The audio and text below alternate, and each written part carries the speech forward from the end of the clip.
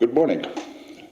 I'd like to begin this morning by doing something I meant to do 3 weeks ago. I would like to thank Wayne Thusch for stepping in for me on the 2nd of August. And I really appreciate him taking the time to prepare the talk for that day. So, Wayne, thank you.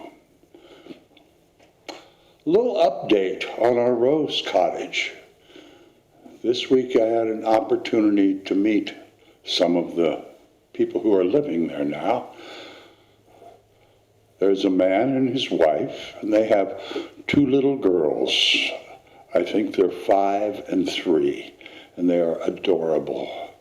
And then there is a lady also who is a roommate there. She works at Kaiser and goes to college. And the gentleman, he works at Kaiser as well. And and his wife is a stay-at-home mom with the 2 little ones. And they are delightful people. And as I stop and think about it, and I'll talk more about this in a little bit, but collectively, as this little spiritual community we call Church of the Oaks, we have taken our intention and our consciousness, along with our abundance of money and our human resource, our time, our talent, our thoughts, and our treasure. And we have transformed an old building that we used to use for a few meetings every week into a home, a beautiful home for 5 human beings.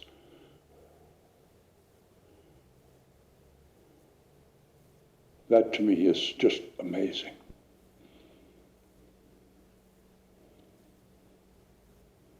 This past week, Monday evening, I got in my car and I just headed up 101. I spent the night in Fortuna at a Super 8 motel I used to almost live at when I was working up there for about 7 months. And then Tuesday morning, I just started driving north. I didn't know where I was going. I knew that I wanted to be by the ocean. And I figured when I got where I was going, I'd know it.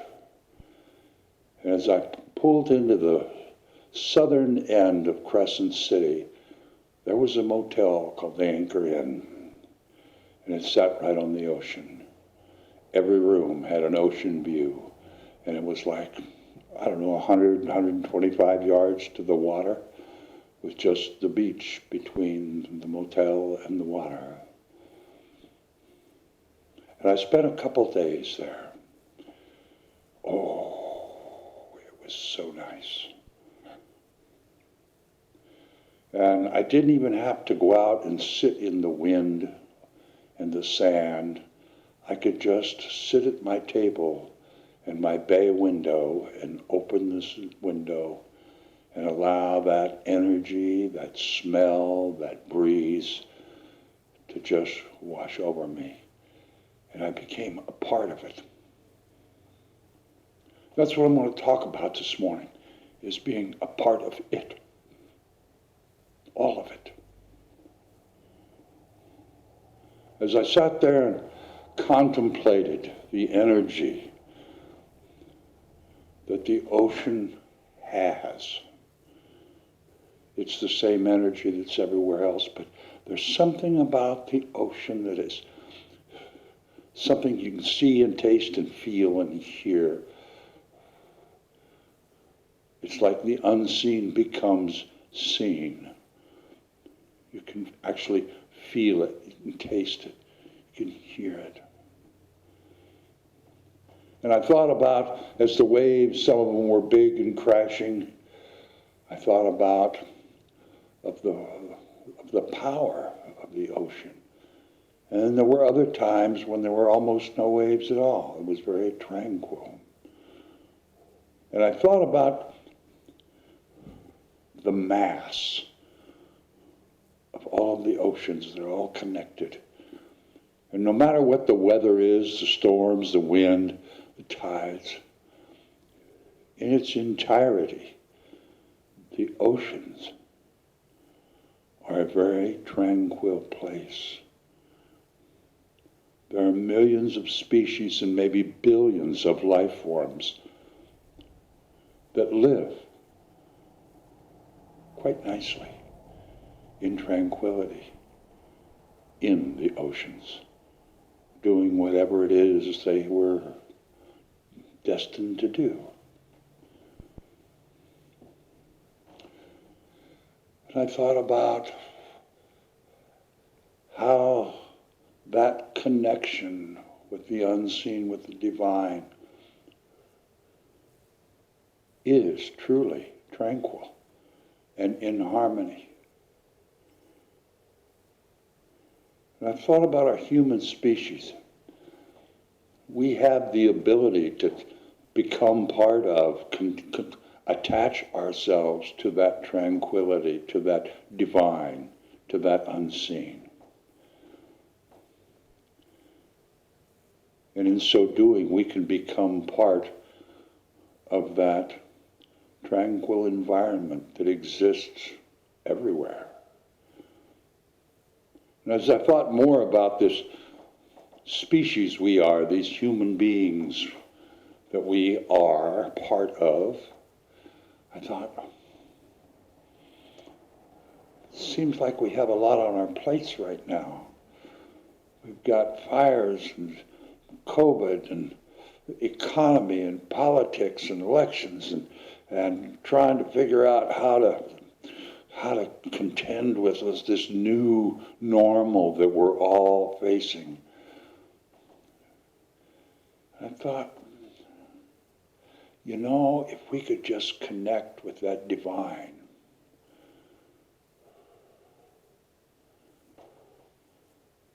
there's some peace in that. There's some tranquility in that that could keep us stabilized. Wayne Dyer says, when you are connected with the divine, you have within your grasp the solutions to all the problems you may ever encounter. And as I drove home Thursday evening, I encountered the smoke and the heat and all of the chaos that seems to be happening in our physical world. And as I witnessed that and felt that, there was something in me that was still very tranquil. That energy of the unseen that the ocean had shared with me allowed me to have peace and calm. There was no fear. There's empathy. I know that all of us are going to be called upon again to share whatever it is we have to help the people who have lost their homes and their livelihoods to make it. But there's a peace in doing that. You know, I talked about all the things we have on our plates.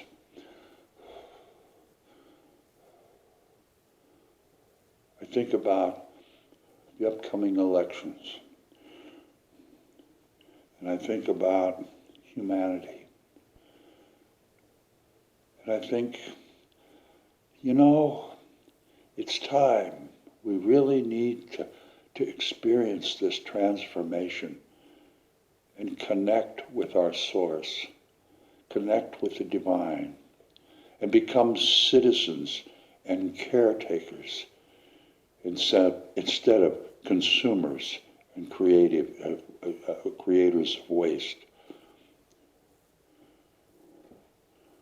We all need to participate in sharing our time and our talent and our thought and our treasures. We live our day-to-day lives. But we also need to participate as citizens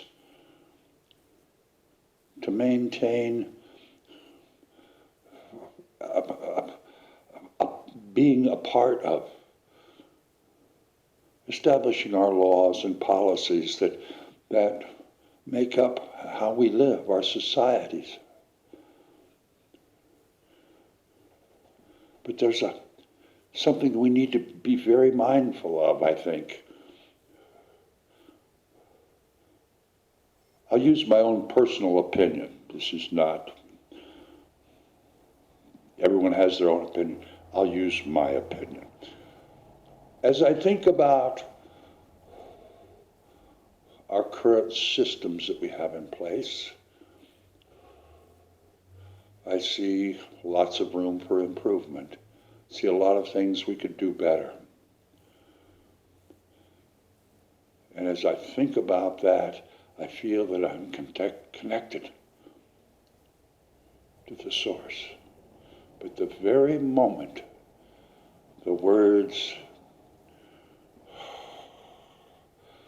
that moronic, psychopathic idiot and his band of fascist criminals, I disconnect.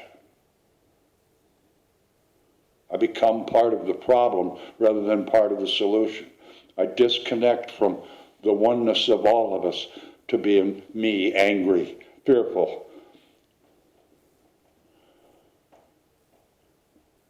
And I think all of us can spend some time contemplating the tranquility of spirit. You know, I think the universe, nature, is showing us every day that how disconnected we are. All this hot weather, these unusual weather patterns, and the fires, they're all part of something that we all participated in creating that was harmful to our planet. I think we have a lot of work to do, but that work has to be any good, to be of help, of good of the whole. We have to maintain our connection with spirit, our connection, our oneness with nature. Because all of nature works just like our bodies. When we get a little sickness or when we hurt ourselves, our body's immune system goes to work immediately to fix it. Well, when we human beings become a disease within our universe, when we become parasites and polluters within our universe, the immune system in our universe goes to work immediately to eradicate the problem, to repair the problem. The handwriting's on the wall. Staying connected to our source, connection with spirit. Our little Rose Cottage project is an perfect example. We've always been concerned about our financial resources because we're little, and when we lose that concern, that fear, and we use whatever we have, our time, our talent, our thought, and our treasure, for the good of the whole, something to improve the good of our community. Not only are we capable of doing that due to our connection with this intention of our consciousness of good of the whole, but the universe returns to us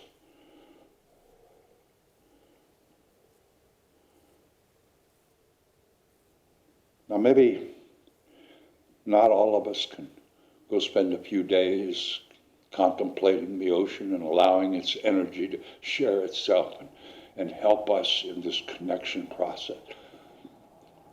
I wish we could. I think we all need that. But there's something else that I recently got that helps me go to that place of tranquility, that connection with the divine. Carol Kelly recently published a new book, and she gifted me a copy. It's called Welcome, Poetry and Mind Prints by Carol Lee Kelly. If you want an experience of tranquility, an experience of mindfulness, I encourage each one of you to get a copy. It's produced by Author, A-U-T-H-O-R, House, H-O-U-S-E. I don't know, I haven't looked it up, but I suppose if you would go to authorhouse.com, you could find a way to purchase it. Maybe give Kelly a call. I'm sure she can tell you how to get it. But I've read it twice since she gave it to me. And it's just, every time I sit down and read it and contemplate the wisdom and the love and the tranquility that she shares, it helps me connect. It allows me to be more aware of the millions of ways that this old guy, Patrick Michael McCarthy, is connected to everything in this universe. I'm a part of it. You are too. And as we realize that and make our decisions and live our lives with that awareness, this world will be a better place. I think I said last week, it's not so much the act that we do. It's not so much the coat of paint that we put on the wall in the cottage. It's the mindset, it's the consciousness that shared with the rest of the universe. That's what makes the difference. It's that energy, it's that connectedness. Marianne Williamson says, when you stand up and let your light shine, it gives other people the incentive and the permission to let their light shine as well. And when you demonstrate the courage to transcend fear and anger and anxiety, that energy of courage allows someone else to connect with that courage and helps them transcend the fear and the anger and the anxiety as well. It's that energy emitted when we are in connection with spirit that makes the difference in this world.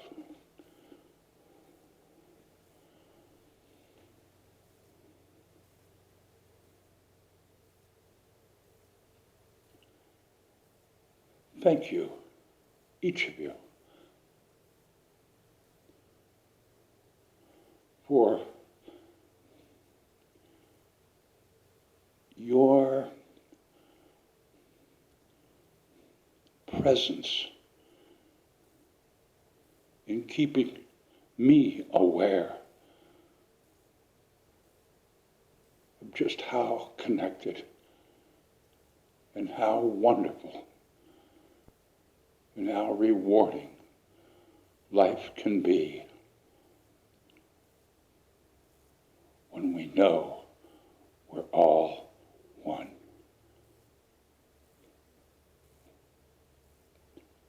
And so it is.